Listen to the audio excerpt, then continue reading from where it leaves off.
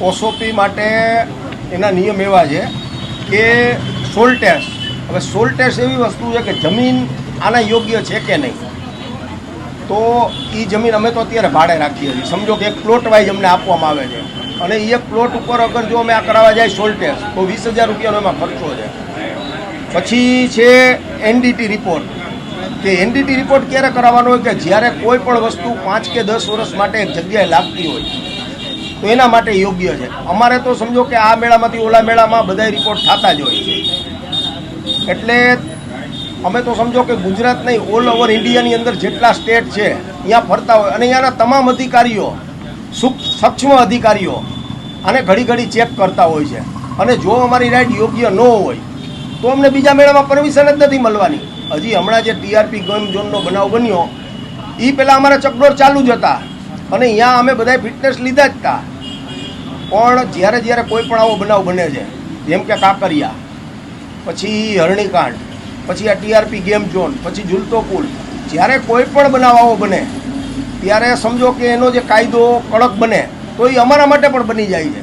બનાવ બને છે પરમેનન્ટ પાર્કમાં અને મરી જાય છે અમારા જેવા મેળાવાળા, જે સામાન્ય મધ્યમ વર્ગના માણસો છે કે જે મેળા કરીને એનું રોજીરોટી ચલાવતા હોય છે. તો અમારે સરકારશ્રીમાં એવી એક રજૂઆત માનનીય મુખ્યમંત્રી સાહેબ તેમજ માનનીય ગૃહમંત્રી સાહેબ તેમજ માનનીય રાજકોટ કલેક્ટર સાહેબ અને પ્રાંત સાહેબ, એમને ખાલી એટલું મારે કહેવાનું છે કે એનડીટી રિપોર્ટ જે છે એ જો કોઈ એક 10 વર્ષની લીજ માટે લાગતું હોય કે જ્યાં 10 વર્ષની સરકાર લીજ આપતી હોય એના માટે છે. સોલ ટેસ્ટ એના માટે છે. અમે તો ભાડે જગ્યા રાખીએ છીએ અને સરકારશ્રી આ મેળો કરે છે. ક્યાંય નગરપાલિકા કરતી હોય તો એ સોલ ટેસ્ટ એ લોકો કરાવી લે, કારણ કે એ લોકો જગ્યા જ્યારે જોતા હોય કે અહીંયા મેળો લગાડવો ત્યારે એ જગ્યા એ મેળા માટે યોગ્ય છે કે નહીં એ લોકોએ પહેલાં ચેક કરાવેલી જ હોય ને. અને અમે કરાવવા જાય તો પર રાઇડ દીઠ અમારે 20,000નો ખર્ચો, અને અમે આ એનડીટી રિપોર્ટ કરાવવા જાય તો આખો ચકડોળ, એનડીટી રિપોર્ટ એટલે આખો ચકડોળ તમારે ચેક કરાવવાનો હોય. આખો ચકડોળ તમે ચેક કરાવો એટલે ઓછામાં ઓછો 1.5 થી 2 લાખ રૂપિયાનો ખર્ચો આવે છે.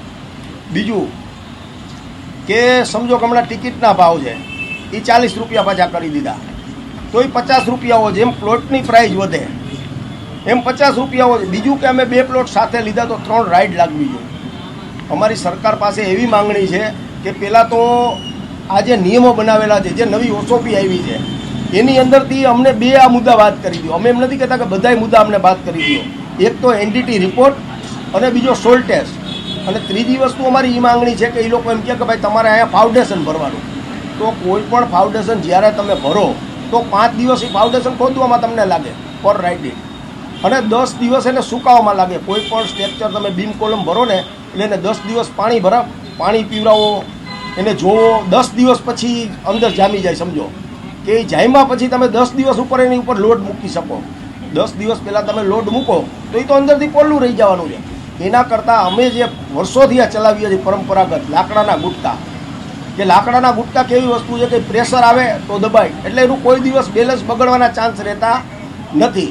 આની અંદર ગમે ત્યારે બેલેન્સ બગડવાનો ચાન્સ રહીએ. માનો કે અંદર કાંકરી કે કોઈ પણ વસ્તુ ચાલી ગઈ તો એ લૂઝ થવાનું, તો એક સાઈડથી બેન્ડ મારવાનું તો એ તૂટવાના પ્રોબ્લેમ જાજા રહેશે.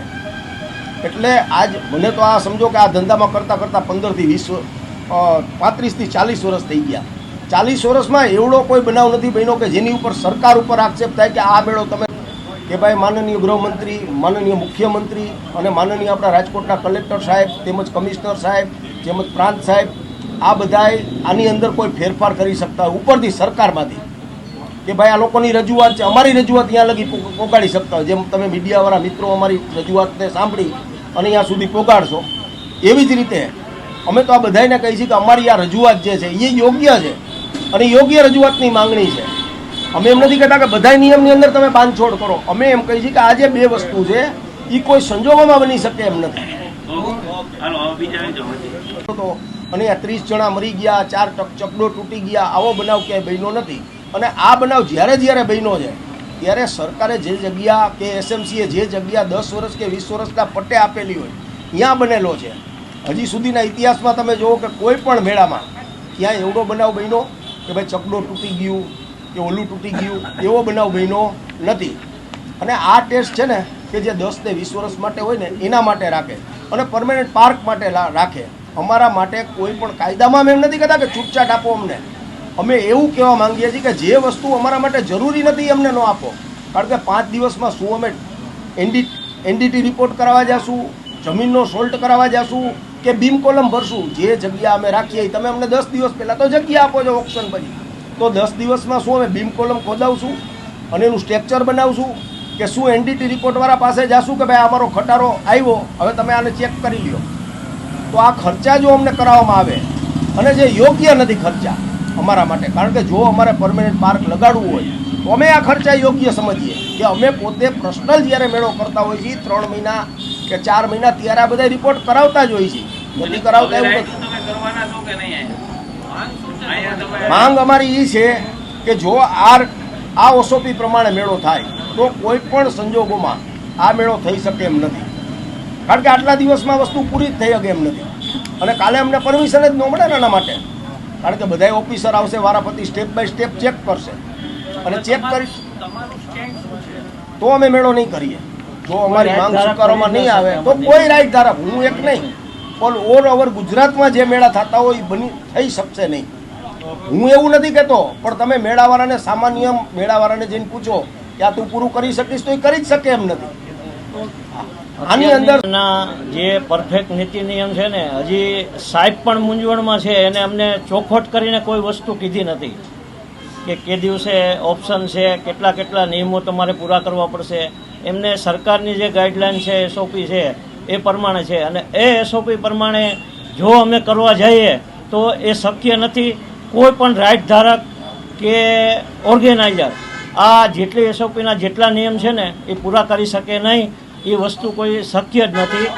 બીજું કે જેમ મોંઘવારી વધે એમ માનો કે જે લોકમેળાના ફોર્મ હતા એ 50થી લઈને અત્યારે 200 રૂપિયા સુધી પહોંચી ગયું છે.